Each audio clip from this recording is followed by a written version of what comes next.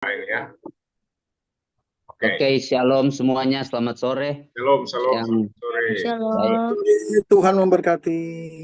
yang saya hormati, yang saya kasihi Ketua STT Agape, Bapak Dr. Kres Ari Kawalo. Ya, oleh kemurahan Tuhan, saya dapat jadwal lagi nih.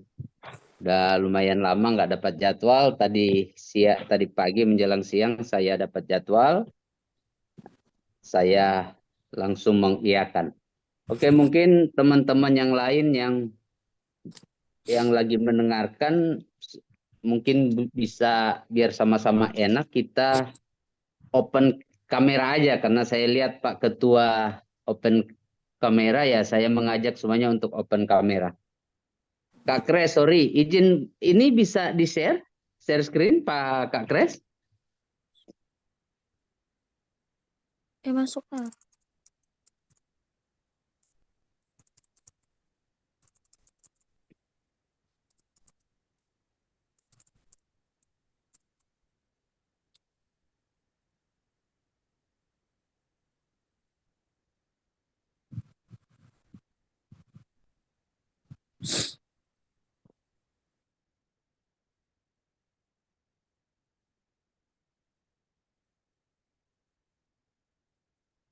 Sampai ke Pak Ketua ini awet muda ini.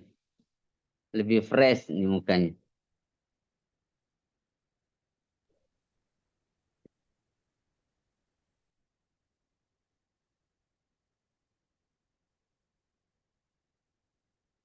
Ya, siap. Oke. Sudah tampil. Teman-teman yang lain kelihatan? Kelihatan Pak dosen. Pak. Siap. Oke. Kelihatan Lanjut ya. jelas. Saya Pak. dikasih waktu 1 jam. Oke, sebelumnya saya memperkenalkan diri.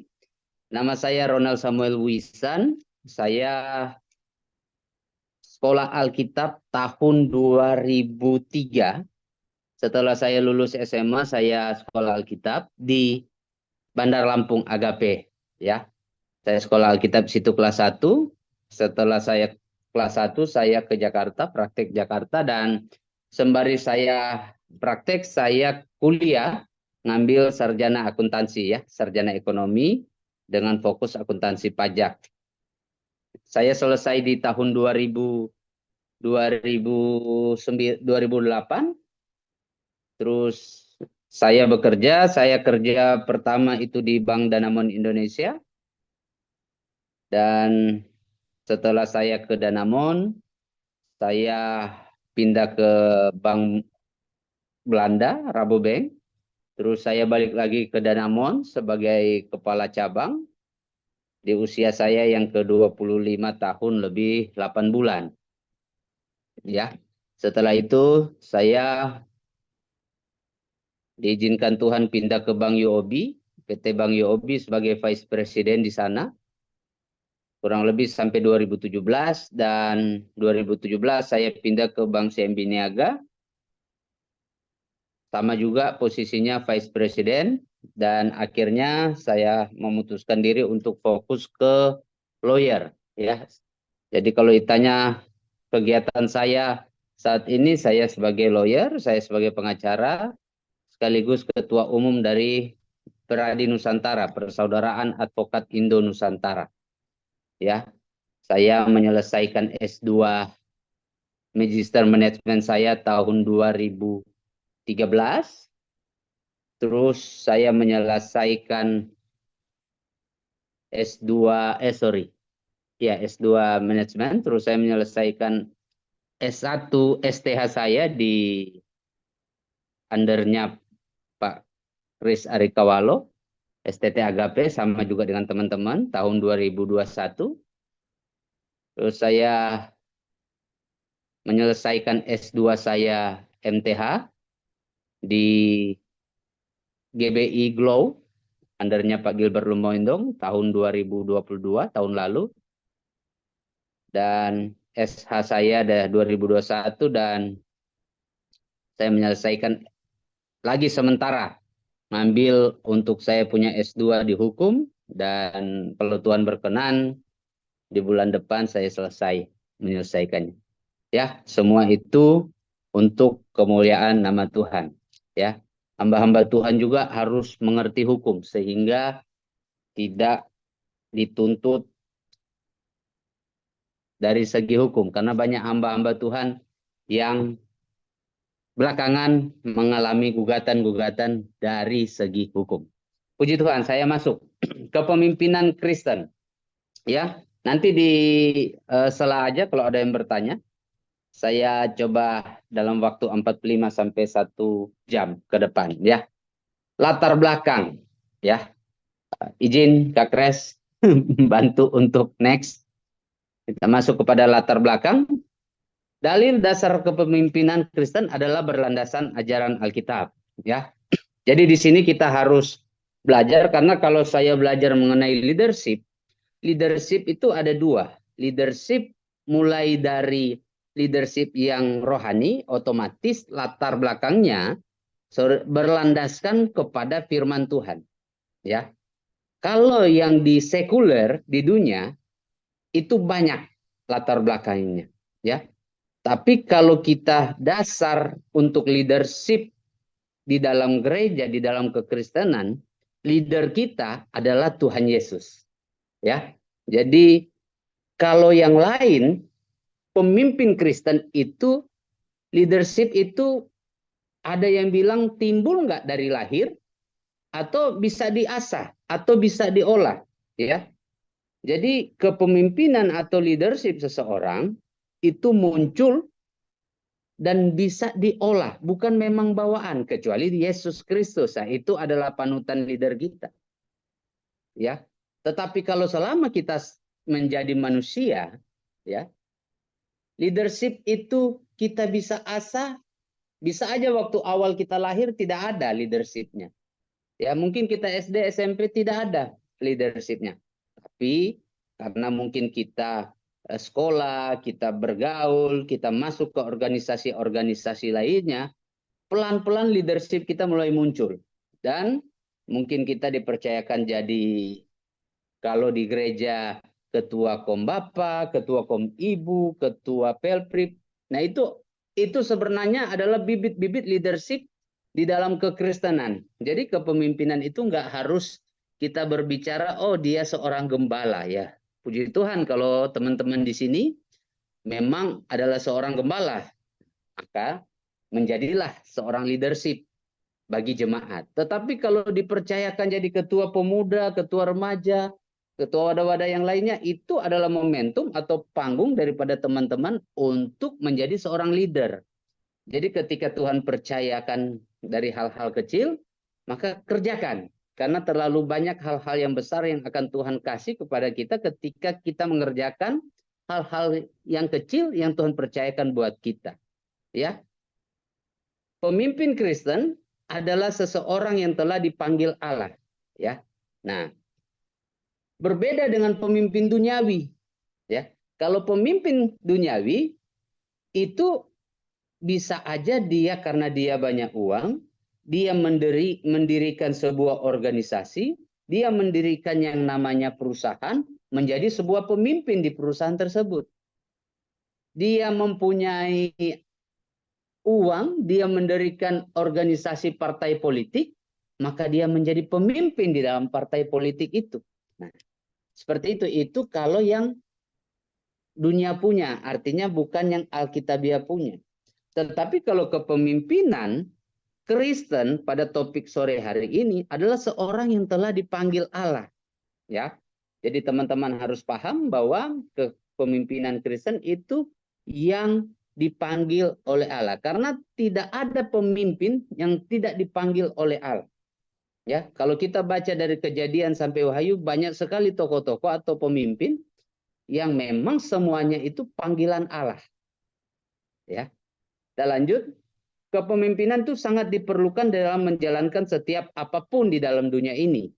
Namun, gaya kepemimpinan setiap orang memiliki ciri khas atau bergantung karakter masing-masing. Nah, kalau kita belajar kepemimpinan Kristen, Petrus punya kepemimpinan yang berbeda Ya, Paulus punya kepemimpinan yang berbeda, karakternya juga memang keras.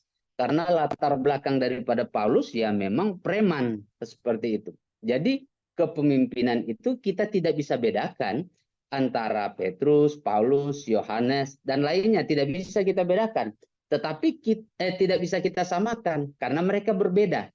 Nah, justru kita sebagai calon pemimpin atau pemimpin ya di dalam jemaat, kita harus belajar daripada mereka seperti itu. Kita harus belajar mereka sehingga banyak hal yang baik kita ambil, yang tidak baik jangan kita ambil. Ya, saya bahas manusia ya. Kalau kita bahas pemimpin Tuhan Yesus ya itu udah paling sempurna. Ya, cuma untuk menjadi pemimpin seperti teladan sebagai Tuhan Yesus ya kita harus berusaha walaupun ngap-ngapan. Makanya saya ambil contoh yang murid-murid Yesus aja. Kepemimpinan adalah nah, next slide. Kepemimpinan adalah kehidupan bersama yang ditandai dengan adanya kepemimpinan orang yang dipimpin. Nah, atau pengikut dan situasi kepemimpinan, ya. Jadi sekali lagi kepemimpinan adalah kehidupan bersama yang ditandai dengan adanya pemimpin, orang yang dipimpin atau pengikut dan situasi kepemimpinan. Nah, banyak orang mengaku pemimpin tapi nggak ada yang dipimpin. Nah, ini aneh juga. Jadi kalau Anda mengaku sebagai gembala, gembala itu adalah leader atau pemimpin. Ya Anda harus punya jemaat. Jemaat itu yang Anda tuntun, Anda pimpin. Ya. Kalau Anda ketua pemuda, ketua remaja, nah itu. Remaja-remaja atau pemuda atau ibu-ibu itu yang Anda pimpin. Kepemimpinan sebagai kehidupan bersama ini mengandaikan bahwa pemimpin dan perannya adalah faktor dominan yang sangat menentukan kualitas kepemimpinan setiap organisasi. Terus lanjutnya, pemimpin adalah orang, next slide, Kak Grace, sorry. Pemimpin adalah orang yang membimbing dan mengarahkan orang lain. Itu. Jadi ada sekitar saya mencatat ada 2, 4, 5 ya kepemimpinan ya menurut Parieta Westra CS tahun 1989 itu orang yang pemimpin adalah orang yang membimbing dan mengarahkan orang lain.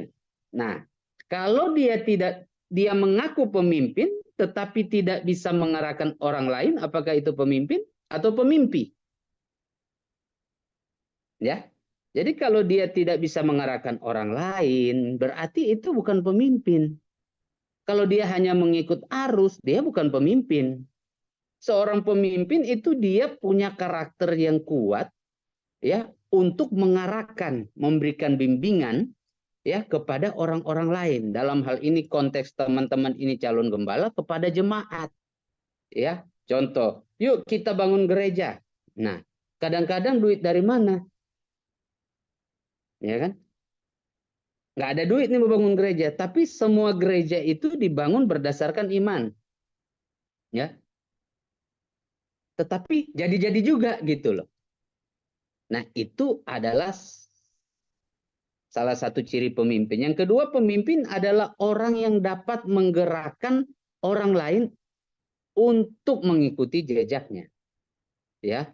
Leader melahirkan leader, pemimpin melahirkan pemimpin. Itu yang benar. Makanya saya berkaca kepada almarhum Adidas, ya,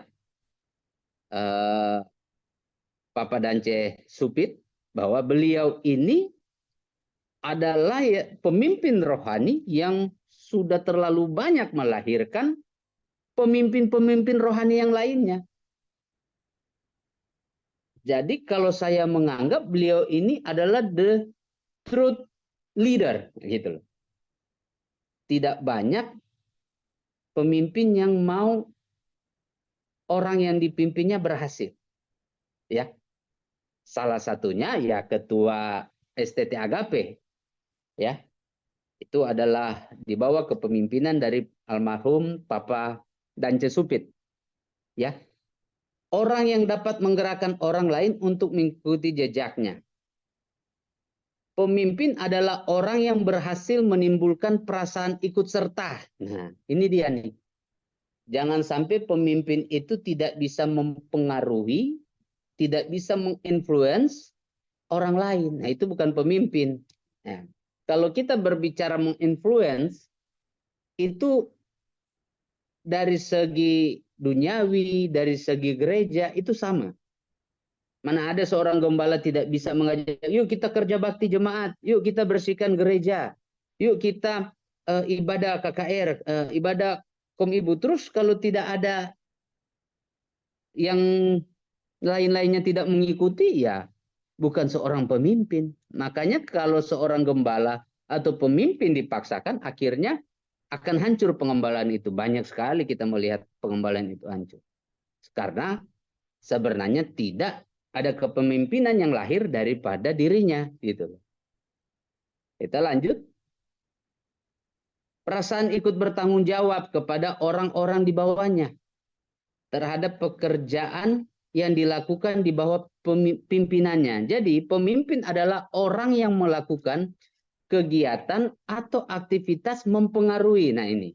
Jadi pemimpin adalah orang yang melakukan kegiatan mempengaruhi satu sama yang lainnya, mempengaruhi orang lain dalam situasi tertentu, dalam suatu situasi tertentu melalui proses komunikasi yang diarahkan guna mencapai tujuan tertentu. Pariata Westra dan kawan-kawan tahun 1989. Nah, kita masuk di berikutnya, peran pemimpin, ya. Peran pemimpin meneguhkan pola dan gaya kepemimpinan. Pemimpin sebagai seorang individu harus selalu berupaya menjawab beberapa pertanyaan, yaitu siapa saya, ya kan? Ini siapa saya, gitu. Jadi seorang pemimpin itu dia harus mengarahkan contoh. Saya ini sebagai seorang gembala, karena kita Kristen ya, kita pendidikan sarjana teologi ya. Jadi saya mengambil contoh adalah seorang gembala.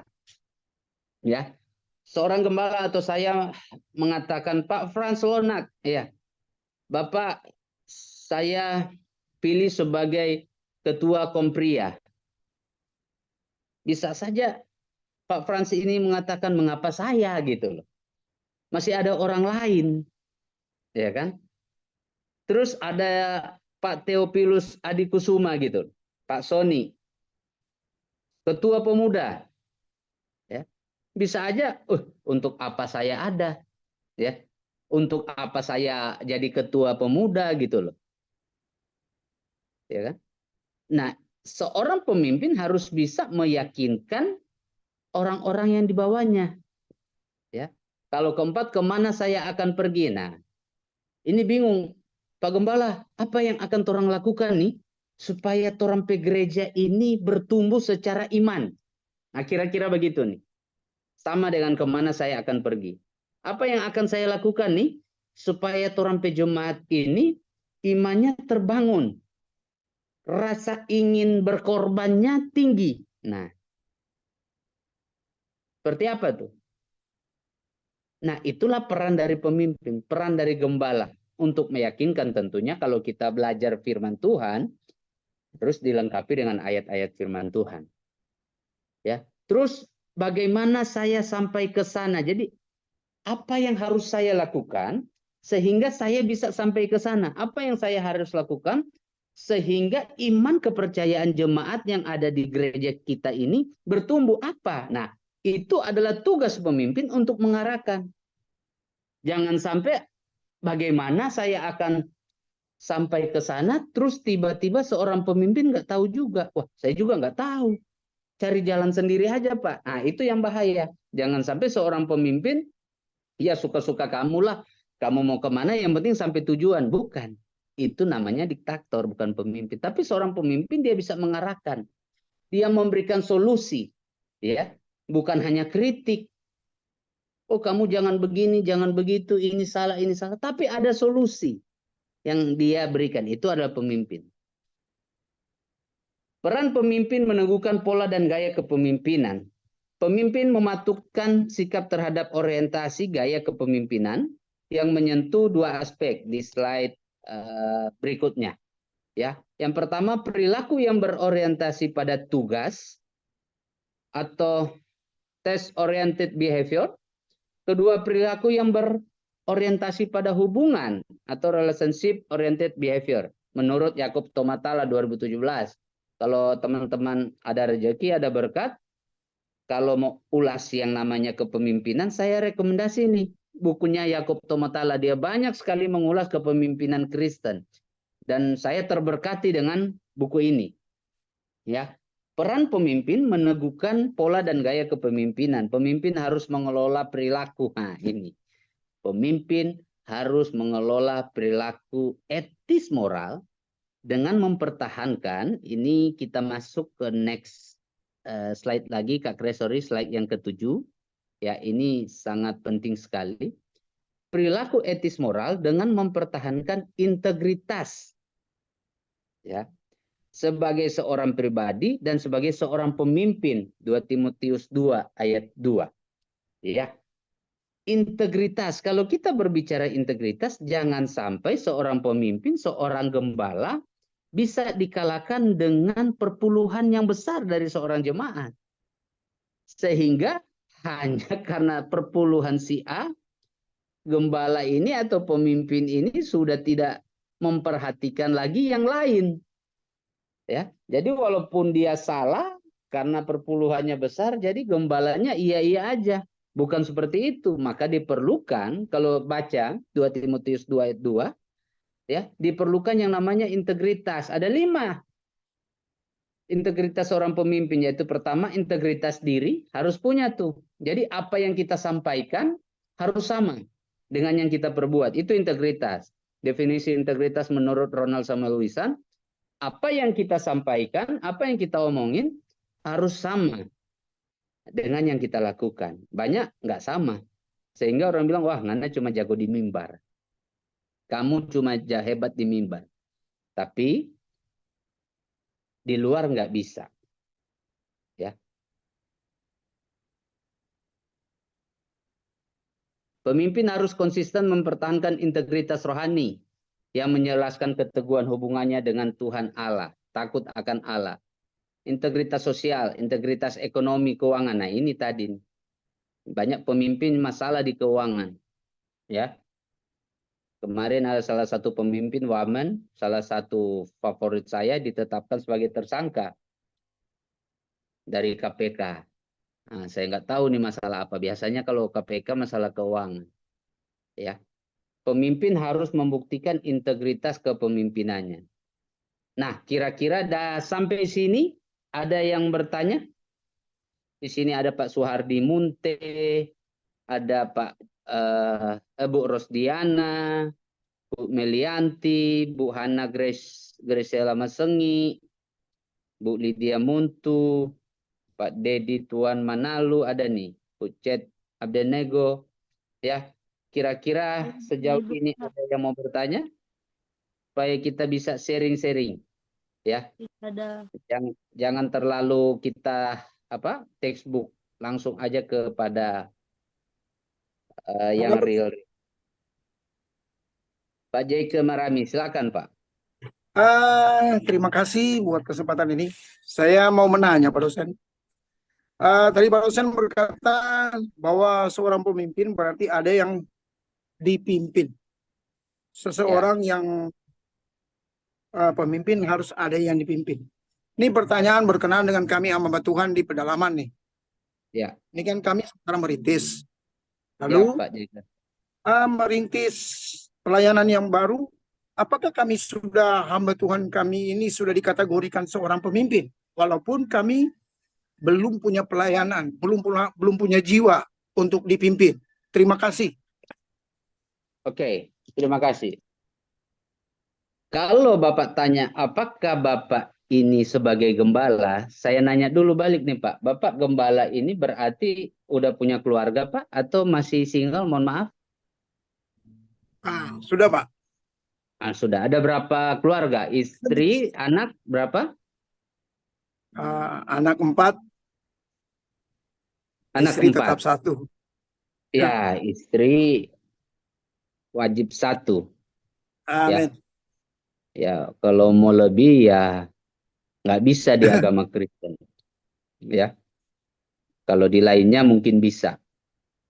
Ya, seperti itu. Jadi kalau Bapak bilang berhubungan dengan saya bilang pemimpin itu harus ada yang dipimpin, ya itu memang seperti itu. Harus ada yang dipimpin. Kalau Bapak bilang Bapak baru merintis dan belum punya jemaat, mohon maaf, salah Pak. Bapak sudah ada jemaat yang Tuhan kasih. Pertama istri Bapak, kedua anak-anak Bapak.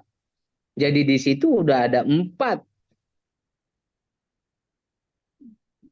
bawahan Bapak. Ya. Jadi itulah yang Tuhan katakan, karena firman Tuhan jelas 2-3 orang berkumpul atas nama Tuhan, memuji Tuhan, di situ Allah hadir. Nah, seperti itu Pak.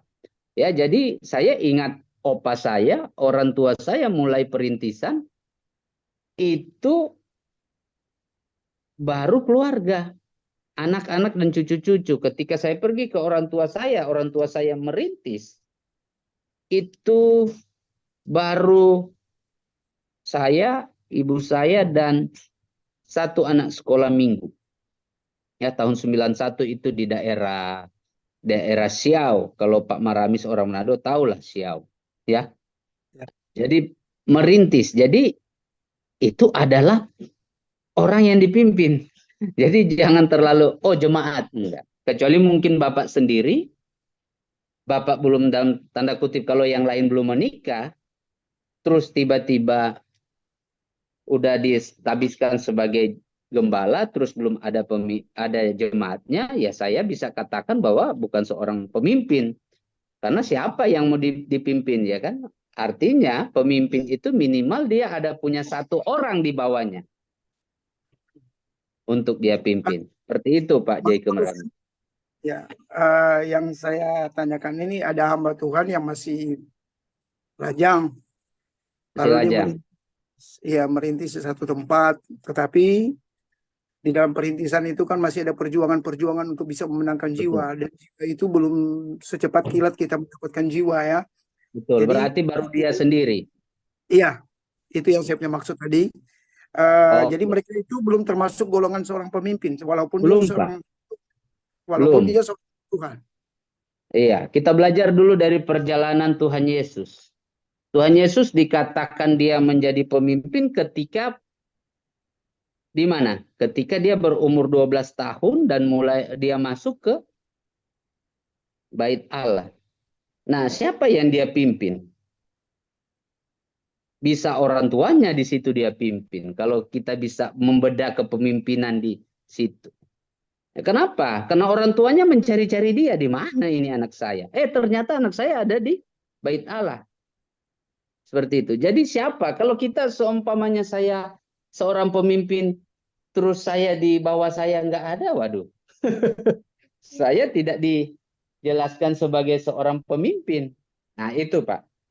Kalau kita berbicara konteks pemimpin ya, bukan konteks hamba Tuhan. Karena kalau konteks hamba Tuhan, ya dia nggak ada jemaat pun dia tetap dikatakan hamba Tuhan.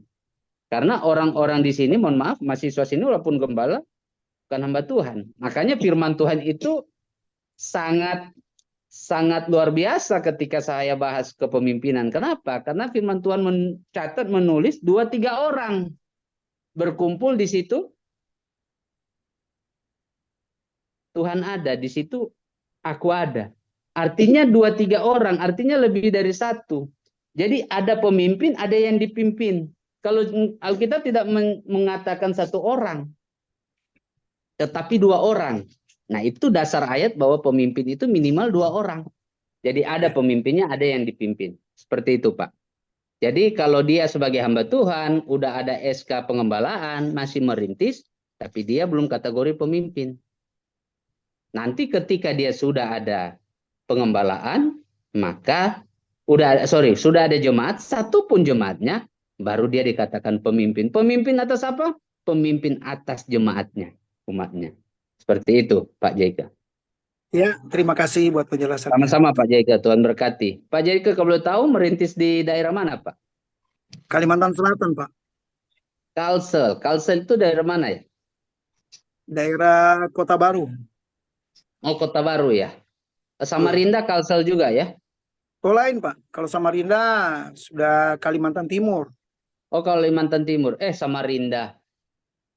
Iya ya, Samarinda Kalimantan Timur ya. Kalimantan Selatan ya. Banjarmasin, Oh, daerah Kabupaten, Banjarmasin. ya, Kabupaten Kota Baru. Tapi Pak Jaika ini lahir di Manado toh atau lahir di sana? Lahir di Tompasok Baru, Tumani. Oh, Oh, iya iya. Berarti baru berhijrah ke Kalimantan, Kang. Udah lama Pak, sudah dari kelas 2 SD, sudah di Kalimantan 2 Selatan. SD masuk Kalimantan ya? Iya. Iya, iya. Jadi teman-teman, saya bilang gini, panggilan kita itu berbeda. Saya, mohon maaf, saya sangat kagum dengan gembala-gembala, pemimpin-pemimpin yang di pedalaman, yang jemaatnya 5, 10, 2, ya kan? Yang notabene luar biasa merintisnya gitu. Karena sehebat-hebatnya saya yang udah STH, MTH, terus nanti ambil doktor juga teologi ya, tidak akan mampu menjadi sama seperti mereka. Salah satunya Pak Jaike nggak bisa. Ya memang panggilan saya nggak ke situ gitu loh. Jadi berbeda gitu loh kepemimpinan, tempat kepemimpinan yang dikasih. Tapi Tuhan berkati Pak Jaike. Mudah-mudahan Ya, kita bisa dapat bertemu langsung. Ada lagi amin. teman-teman? Bu Olive. Bu Olive udah angkat tangan.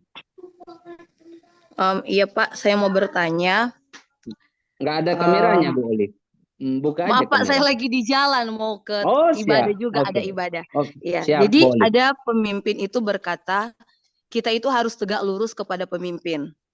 Tetapi pemimpin itu sendiri, mohon maaf, hidupnya tidak benar. Bagaimana tanggapan Pak dosen? Dan juga tadi Bapak bilang kan, seorang pemimpin itu harus punya integritas keuangan. Tapi Nah, tidak bisa dipungkiri ada pemimpin yang sebelum menjadi pemimpin perpuluhannya kecil, tapi setelah diangkat jadi pemimpin perpuluhannya langsung naik berkali-kali lipat sesuai jabatan. Jadi menurut Bapak pemimpin yang seperti ini bagaimana? saya mau nanya, ini pemimpin gereja dalam arti gembala atau pemimpin luar ya? Gembala. Oh, gembala. Ya memang, mohon maaf, saya sangat banyak menemukan pemimpin-pemimpin itu di gereja. Kalau gini, kita ngomong kuliah ini kepemimpinan Kristen artinya di gereja ya. Itu banyak gembala-gembala itu memang kalanya di uang. Hanya 2. Kalau nggak di perempuan, di uang. Hanya 2 itu aja. Ya. Jadi kalau Bu Olive bilang seperti itu, ya memang realnya seperti itu, Bu Olive. Jadi apakah kita harus tunduk dengan semua apa yang mereka bicarakan? Apalagi kalau misalkan dalam organisasi ada pemimpin majelis wilayah mungkin, MD mungkin, itu bagaimana? Gini, kalau yang pertama kita harus tunduk dan taat kepada Tuhan lewat firman Tuhan. Ya, itu pertama. Lewat firman Tuhan. Kalau dia udah melewati garis firman Tuhan, terus kita tidak taat, kita tidak tunduk, kalau kita tunduk dan kita taat, kita udah salah, udah lewat firman Tuhan. Tapi ada hal-hal yang kalau Bu Olive bilang kita ini bagaimana ya? Dia ini uang nggak beres dan lain-lain. Ibu dari mana ya Bu? Kalau boleh tahu? GPDI Pak. Iya saya tahu. GPDI mana Bu? Saya dari NTT, Rote. Oh Rote. Oke, Iya. NTT di Rote. Ya. Jadi kalau Ibu ngomong apakah harus dengar, Bu, saya tetap menyarankan bahwa Ibu tetap tunduk kepada dia. Pemimpin. Karena mereka itu ada jawatan Allah yang mereka kasih. Walaupun jawatan sebagai seorang pemimpin enggak, tapi jawatan dia sebagai seorang gembala itu luar biasa. Pertanggungjawaban dianya yang ke Tuhan, yang itu urusan dia dengan Tuhan. Kita jangan sampai korek-korek masuk ke ranah yang namanya biji mata Allah. Tapi kalau dalam hal persembahan, perpuluhan, ibu mau korek dan lain-lain, ibu mau buat sanggah, silakan. Itu hak kita, hak jemaat yang zaman sekarang udah pinter. Tetapi dalam hal dia sebagai hamba Tuhan, dalam hal dia sebagai gembala, ketua wilayah. Kita jangan pernah mengatakan bahwa oh dia kok begini, saya nggak mau ikut dia, saya nggak mau dengar dia. Jangan sampai dosa kita jauh lebih banyak daripada mereka. Ya, jangan sampai kita ini mau menghakimi mereka, jangan sampai ke situ gitu. Kalau kita mau cari tahu, kita mau bilang Pak, keuangannya nggak boleh begitu Pak, harus punya integritas, kita tegur. Panggil dulu empat mata, panggil dulu yang lainnya, majelis jemaat yang lainnya, panggil orang-orang yang lebih tinggi. Ya, seperti itu. Tapi kalau seumpama bagaimana apakah kita masih taat? Ya harus. Karena jangan melihat tegur aja tegur. Itu tegur punya hak kita kok untuk tegur. Siapapun bisa menegur hamba Tuhan. Seperti itu. Tapi jangan sampai kita tidak menghargai lagi, kita tidak tunduk pada aturan-aturan yang organisasi kasih. Seperti itu boleh. Salah ya, karena manusia tetap punya kekurangan walaupun dia hebat, tetap punya kekurangan. Hanya Tuhan Yesus yang sempurna. Ya, makanya kita melakukan segala sesuatu seperti untuk Tuhan, bukan untuk manusia. Karena kalau lihat manusia pasti kecewa. Saya dan saudara pasti kecewa. Pak Jaike pasti kecewa. Kenapa saya jadi gembala perintisan di Kalimantan Selatan? Kenapa nggak saya pegang gerejanya pendeta Om Ahmande yang jemaatnya banyak, yang perpuluhannya sekali, perpuluhannya ratusan bahkan miliaran. Nah, tapi pekerjaan Tuhan di mata Tuhan itu sama. Seperti itu. Ada lagi, Bu Olive? Jelas sih Pak. Hanya kalau bagaimana kalau misalkan sudah diingatkan atau sudah di apa, tapi tetap masih juga bagaimana ya mau jelaskan. Makanya Ini sehingga gembalanya atau ketua wilayah kalau seumpama sudah diingatkan masih melakukan hal seperti itu bersurat kepada majelis daerah. kalau masalah Seperti itu. majelis wilayah atau MD saya tidak bisa kasih tahu Pak, tapi ada di tempat kami seperti itu. Sehingga kalaupun berulang kali disampaikan, tapi tetap aja ya mungkin karena dia pemimpin, dia merasa ya kamu harus dengar saya begitu. Jadi begini, nah kadang-kadang kepemimpinan yang lama itu adalah kepemimpinan otoriter. Ya, jadi apa kata saya nggak bisa. Seorang pemimpin tidak boleh apa kata saya. Seorang pemimpin punya tongkat untuk bagaimana dia mengambil keputusan betul. Tapi dia juga harus mendengar suara dari rakyat yang dipimpinnya. Dia harus mendengar suara dari jemaat yang dipimpinnya. Tapi kalau Ibu Olive bilang udah tegur berkali-kali terus tidak ada perubahan, ya menurut saya memang karakternya dia bukan karakter mencerminkan pemimpin. Ya, tetapi pemanfaatan sebagai pemimpin. Pemimpin yang memanfaatkan posisi pemimpin. Ya, seperti itu. Ya. Jadi bisa eskalasi ke level yang lebih tinggi, majelis wilayah atau majelis daerah dan lainnya, ya. Kalau memang sukacita sudah tidak ada, ya carilah gereja lain. Kembali lagi ke sukacita kita kan. Kalau sukacita kita udah tidak ada di gembala kita situ karena gembala ditegur berkali-kali. Ingat, kita juga boleh tegur gembala loh kalau gembala salah kok. Ya. Gembala cuma besuk-besuk orang kaya yang perpuluhannya besar. Yang seperti di awal saya bilang, kita bisa tegur. Ya, tentu tegur dengan kasih, bukan membenci. Seperti itu, Bu Olive. Ada lagi yang lain? Oke, makasih Pak. Sama-sama, Bu Olive. Salam buat keluarga yang di NTT. Iya Pak. Ada, saya lanjutkan.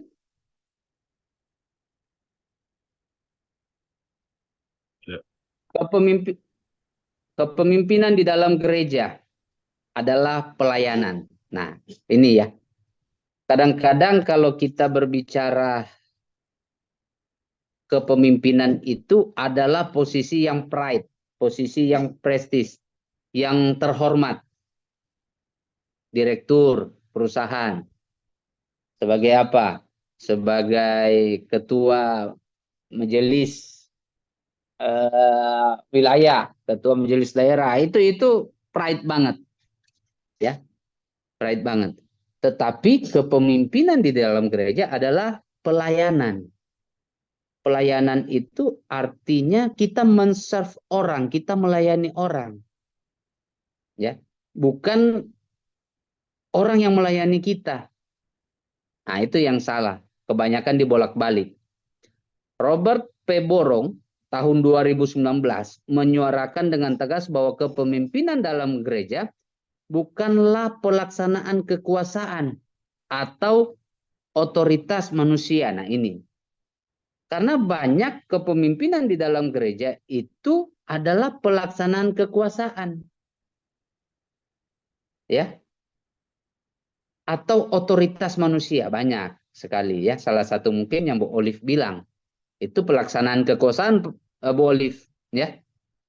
Karena dia pemimpin, ditegur-tegur nggak mau dengar, seperti itu. Kepemimpinan adalah kegiatan pelayanan.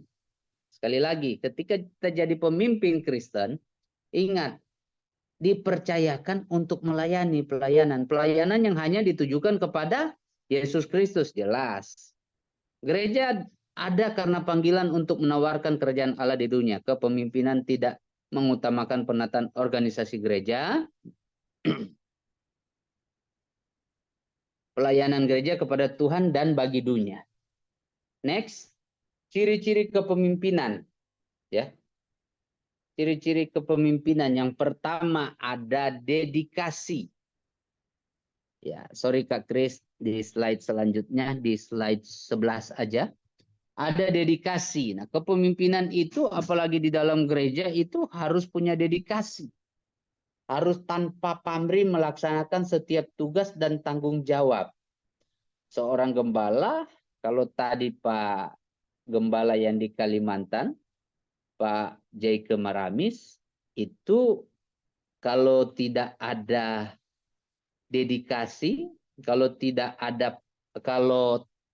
menggunakan pamrih, wah udah lepas tuh pelayanan. Ya. Jadi pelayanan itu tanpa pamrih, tanpa berharap mau dibalas oleh orang lain. Tetapi biar Tuhan yang membalas. Selain dedikasi ada apa? Ada keberanian. Kepemimpinan Kristen harus berani. Memiliki suatu pandangan jauh ke depan. Kalau tadi Bu Olive bilang menegur, itu adalah salah satu langkah keberanian daripada seorang pemimpin. Tegur. Ya, punya keberanian. Nah, tadi saya bilang yang ketiga, kepemimpinan itu punya ketegasan. Ya, punya ketegasan. Jangan sampai pemimpin yang mencela-mencela. Ya. Tapi ketegasan yang punya kasih sehingga jemaat tidak tersinggung. Ya, memahami bahwa tanggung jawab akhir tidak terletak pada dirinya sehingga diperlukan suatu keteguhan. Selanjutnya ada sikap persuasif, ketegaran dalam melaksanakan suatu hubungan untuk perdamaian tanpa motivasi keuntungan pribadi. Dan yang paling penting, yang kelima adalah rendah hati. Memiliki karakter yang tidak sombong dan dapat memahami dan dipahami orang. Memiliki karakter yang tidak sombong dan dapat memahami dan dipahami orang. Mengerti nggak sampai sini? Karakter yang tidak sombong dan dapat memahami. Masa jemaat punya permasalahan, kita sebagai pemimpin nggak memahami, ya itu kan bahaya. Ya. Kita harus memahami juga jemaat yang kita pimpin. Ya. Next. Dasar teologis filosofis kepemimpinan Kristen. Nah, ini penting sekali. Next slide, Kak Kres 13, menyadari sebagai hamba. Pemimpin Kristen harus menyadari sebagai hamba. Markus 10 ayat 42 sampai 45 sebagai pelayan, pemimpin terpanggil kepada tugas yang olehnya ia menjadi pemimpin. Sebagai hamba ia terpanggil dengan status menghamba kepada Tuhan, yang status diwujudkan dalam sikap, sifat, kata, dan perbuatan. Ini dia. Jangan menghamba kepada jemaat yang perpuluhannya gede. Kedua, membina hubungan. Markus 3 ayat 13 sampai 19, Matius 10 ayat 1 sampai 4. Saya minta teman-teman baca di rumah. Lukas 6 ayat 12 sampai 16. Hubungan yang menentukan keberhasilan seseorang sebagai pemimpin. hubungan yang menentukan keberhasilan seseorang sebagai pemimpin. Hubungan dengan siapa nih, teman-teman? Ada yang bisa jawab?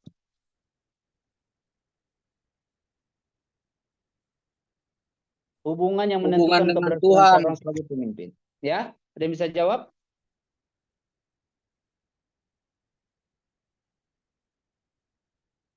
Hubungan dengan siapa ini? Hubungan dengan orang Tuhan. Dengan Tuhan. Nelki, Bu Dengan Tuhan. Rostiana, Bu Hana. Hubungan dengan siapa yang dimaksud? Dengan Tuhan. Dengan Oke. Tuhan. Terus? hubungan dengan orang yang dipimpin. Ya, terima kasih. Jadi hubungan yang menentukan keberhasilan seseorang sebagai pemimpin, yang pertama dia harus menjalin atau membina hubungan yang pertama dan terutama itu dengan Tuhan. Sehingga ada hikmat-hikmat yang luar biasa yang Tuhan kasih. Ya. Hikmat Salomo yang Tuhan kasih. Ya. Ada teman berdoa, Tuhan, teman hamba Tuhan, Tuhan berikan saya menjadi seperti Salomo. Itu salah berdoa. Ya. Yang kita minta hikmat Salomo, bukan menjadi sama seperti Salomo. Tidak semua apa yang di Salomo perbuat itu baik. Ya. Kalau kita minta sama seperti Salomo, berarti istrinya harus ada 1000 tuh. Sama seperti Salomo. Tapi yang kita minta adalah hikmat Salomo. Ya. Yang kedua, hubungannya membina hubungan dengan manusia. Kalau hubungannya tidak baik dengan manusia, ya manusianya akan kabur. Nggak ada yang mau dipimpin. Saya tidak mau dipimpin oleh orang yang tidak pernah menjaga hubungan baik dengan saya. Saya nggak mau. Dan saya yakin teman-teman juga seperti itu. Saya tidak mau mempunyai gembala yang cuek, bebek. Nggak mau datang doakan, nggak mau kabar-kabarin, nggak mau nyapa. Seperti itu. Mengutamakan pengabdian, Lukas 17 ayat 7-10. Mengutamakan pengabdian, menekankan bahwa kita harus fokus prioritas sikap serta tekanan utama. Memiliki skill dan bakat, memahami tujuan. Ya, yang pertama tujuan kita ketika menjadi pemimpin apa? Tujuan kita kepada Allah. Yang kedua organisasi, kedua operasi dan cara kerja. Kenapa saya bilang organisasi? Kalau kita berbicara pemimpin gereja, semua itu harus ada organisasi, gereja apapun itu. Jadi memahami tujuan pertama kepada Allah, tujuan kedua kepada organisasi. Dalam hal ini GPDI. Ya, ketiga operasi dan cara kerja. Lanjut, mengenal manajemen. Nah, manajemen itu apa tuh? Tadi tuh Bu Olive masuk, cara mengelola uang masuk di sini nih. Tanggung jawab, fungsi manajemen kita bisa Lukas 14 ayat 28 sampai 30. Kenal pemimpin dan dipimpin. Kenal pemimpin dan dipimpin. Artinya maksud saya, kita harus mengenal pemimpin dan kita juga harus mengenal siapa yang kita pimpin. Paham nggak sampai sini? Jangan sampai kita nggak kenal, tahu-tahu dia suka pakai duit, kita percayakan jadi bendahara gereja, ya habislah duitnya. Paham Pak dosen. Iya, ya. Penciptaan kondisi, landasan etika moral, pribadi Yesus 1 Yohanes 2 ayat 6. Ada kehidupan Yesus, ada karya Yesus, ada ajaran Yesus dan perilaku Yesus. Ya.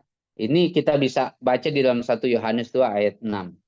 Partisipasi aktif segala bidang ada di dalam Lukas 4 ayat 18-19. Terus transformasi hidup, ada pertobatan. Seorang pemimpin itu harus ada transformasi hidup. Gak mungkin dia menjadi gembala kalau tidak ada transformasi hidup.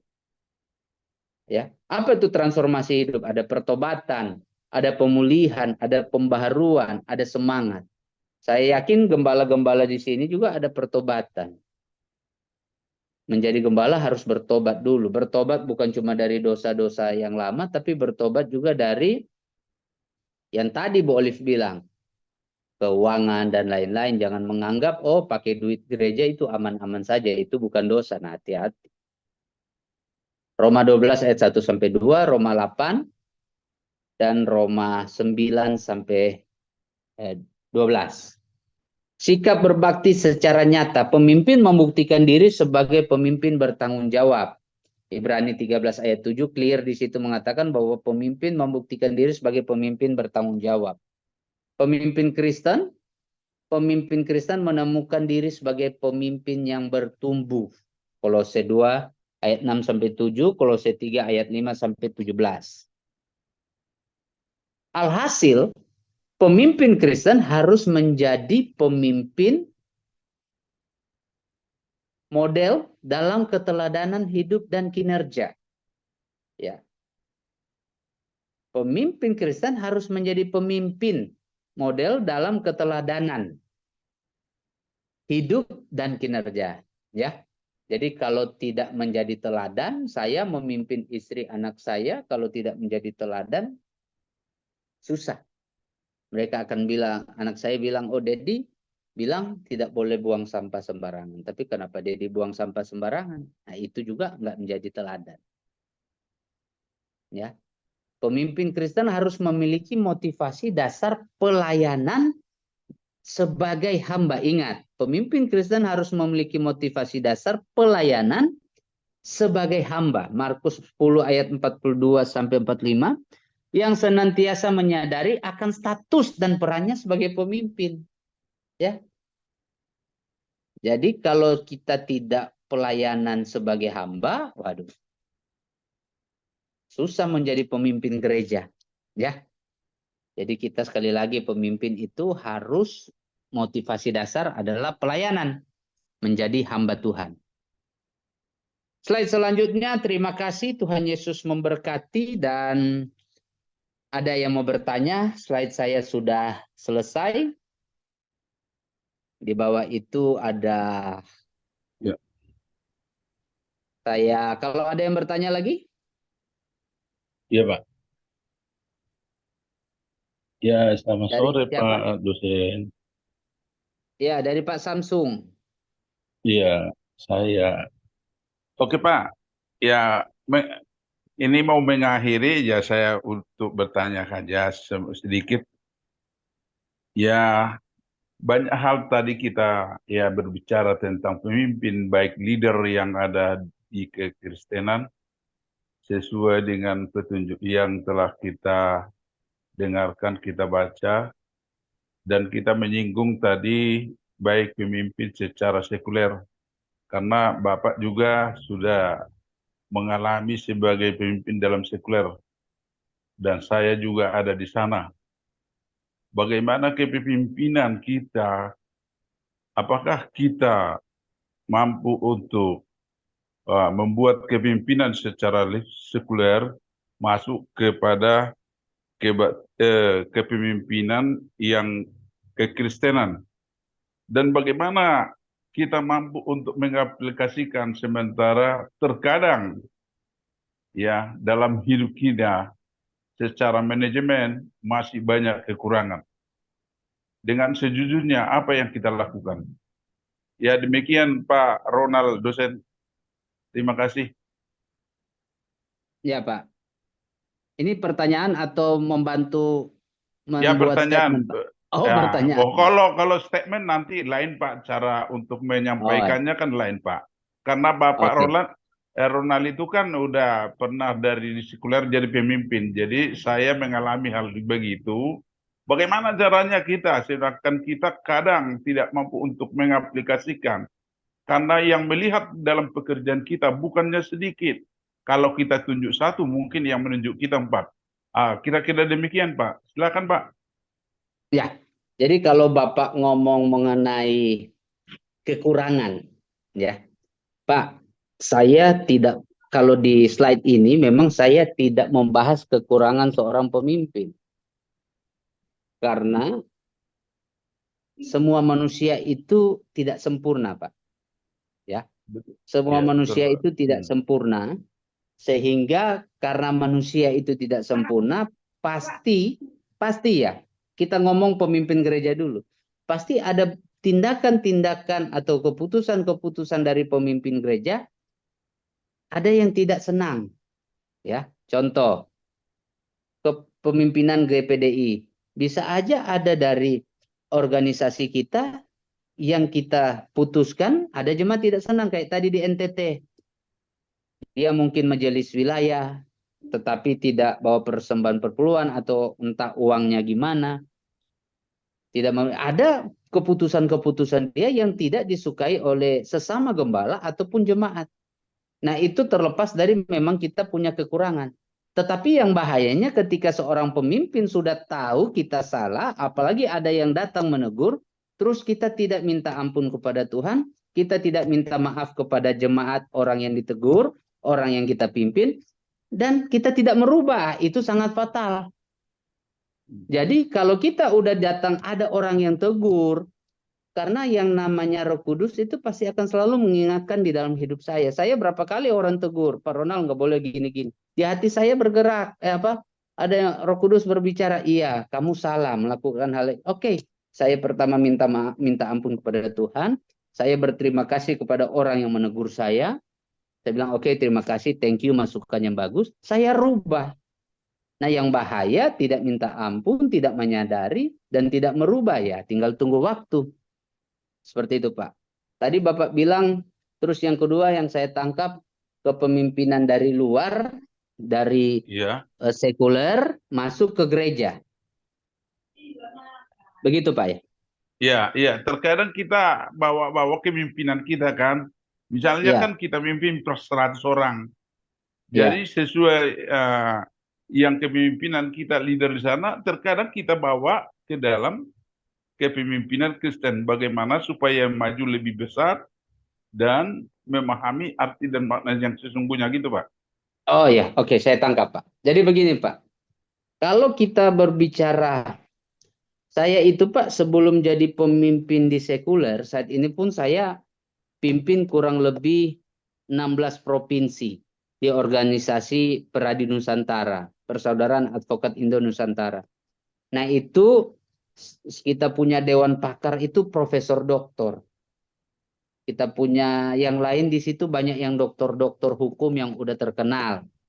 Salah satunya Prof. Oce Kaligis. Nah, saya bilang, jadi kalau kita kepemimpinan kita terbawa dari sekuler ke gereja, ya dalam hal ini rohani, itu sangat berbeda jauh, Pak. Sangat bertolak belakang. Justru sebaliknya, pemimpin gereja itu yang harus membawa kepada kepemimpinan yang ada di sekuler. Nah, ketika pemimpin sekuler masuk ke dalam kepemimpinan gereja, mohon maaf, saya ambil contoh, banyak pemimpin-pemimpin partai politik, ya, dia menjadi pimpinan partai DPC, DPD, dan lain-lain di sebuah partai, terus dia menjadi gembala, dan akhirnya banyak permainan-permainan yang tidak sesuai dengan firman Tuhan di dalam pengembalaan itu. Jadi semestinya pemimpin gereja itu yang menyinari pemimpin-pemimpin sekuler. Jadi Tidak itu yang saya maksud, Pak dosen, maaf. Jadi itu yang saya maksud bahwa terbawa-bawa kepemimpinan yang sekuler itu kepada kekristenan, kepemimpinan kekristenan. Apalagi sebagai yang bertugas di dalam kekristenan itu otomatis itu kan kudus. Nah, itu yang kita takutkan karena apapun pekerjaan yang diberikan Tuhan kepemimpinan itu sangat kudus, sangat mulia. Tapi itulah nggak berani kita. Sementara kalau di dalam pimpinan sekuler, karena Pak Ronald juga udah mengalami juga, ya bisa bahkan jangankan 100, 200 juga anak buah bisa kita pimpin sesuai dengan karakter atau integritas yang ada di sana gitu, Pak. Betul, betul, Pak.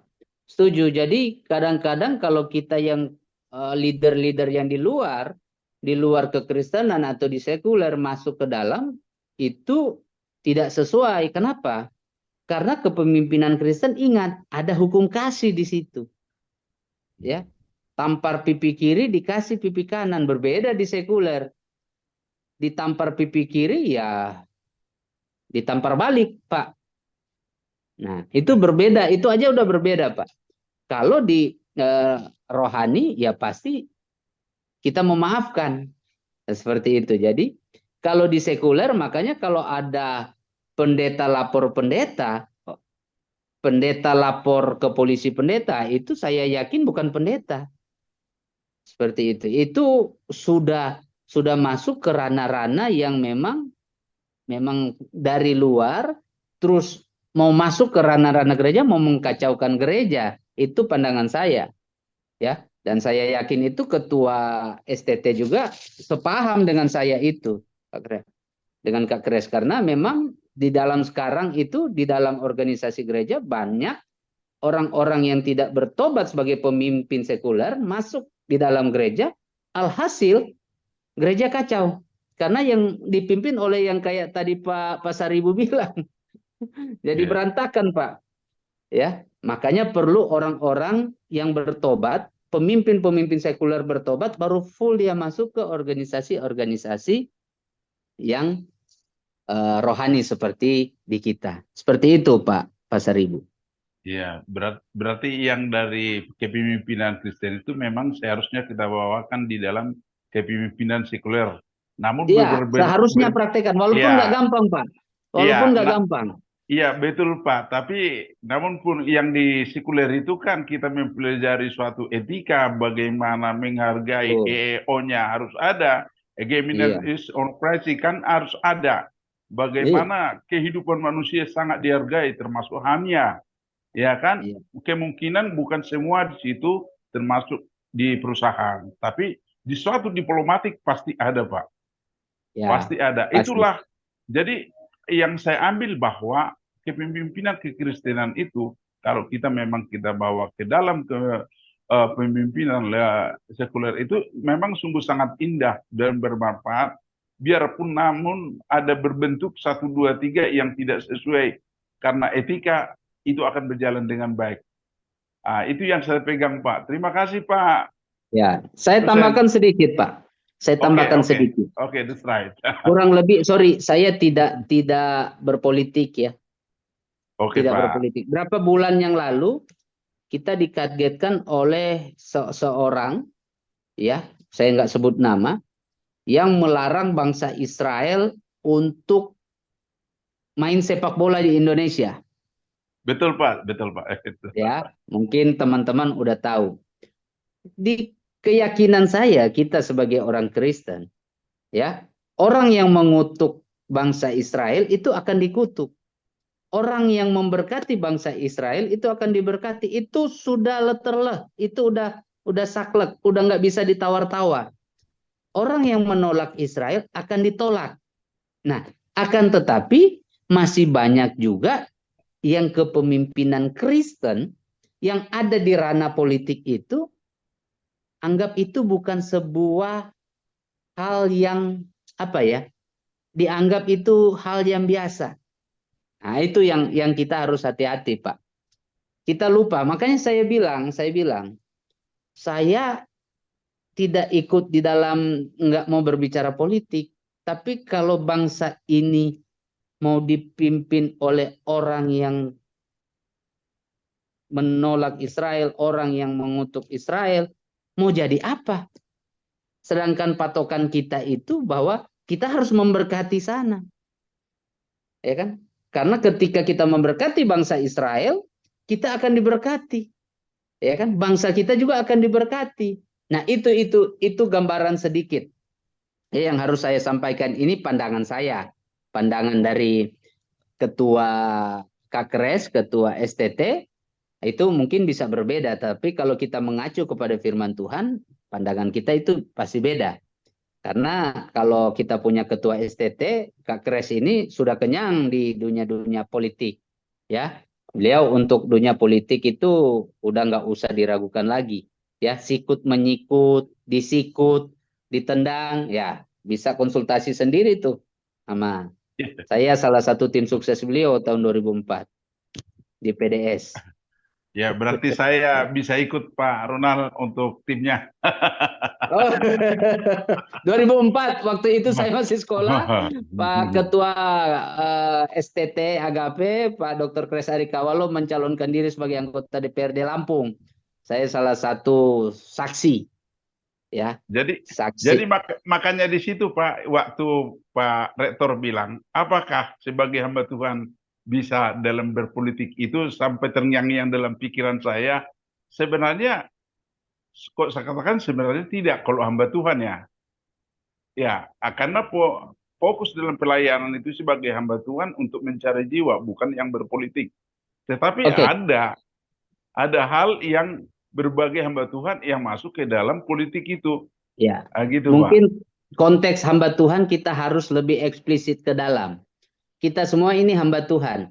Tapi ada yang gembala. Mungkin kalau yang Pak bilang gembala, kayak Pak Jaike, ya, Ketua STT Agape sekarang juga udah gembala, nggak bisa masuk di ranah politik.